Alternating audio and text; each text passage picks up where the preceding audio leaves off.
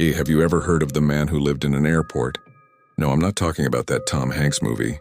This is a real story, and it's far stranger and honestly, a lot sadder. It's the mystery of Mehran Karimi Nasseri, the man who called Terminal 1 of Paris's Charles de Gaulle Airport his home for 18 years. 18 years, let that sink in. From 1988 to 2006. He wasn't a traveler just passing through. He slept on a red plastic bench surrounded by his trolley of belongings. He bathed in the public restrooms, read books from the airport shops, and wrote in his diary day after day. The airport staff knew him simply as Sir Alfred. He was a fixture, a permanent silent resident of a place defined by constant motion and temporary goodbyes. So how does a person end up in this bizarre limbo? The story is a tangled mess of international politics and personal tragedy.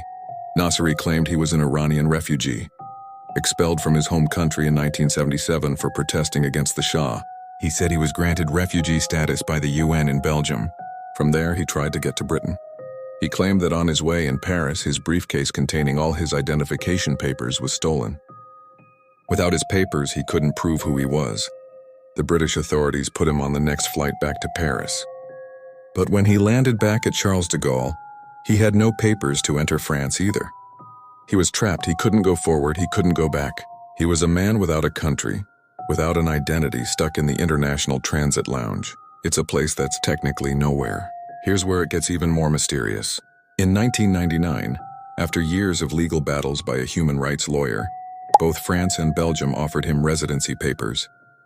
He was finally free. He could leave the airport. But he refused. He looked at the papers and said they weren't right. They listed his name as Mehran Karimi Nasseri.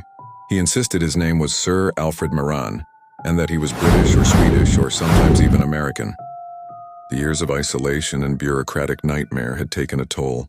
He had become so institutionalized by his life in the terminal, so detached from reality, that the outside world had become more frightening than his plastic bench. The very freedom he fought for was now something he couldn't accept.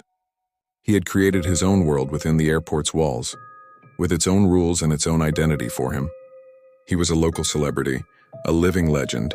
Tourists would come to take his picture, but he was also profoundly alone. In 2006, he was hospitalized, and his little corner in Terminal 1 was dismantled. After his release, he lived in a shelter in Paris. But the story has one final haunting twist.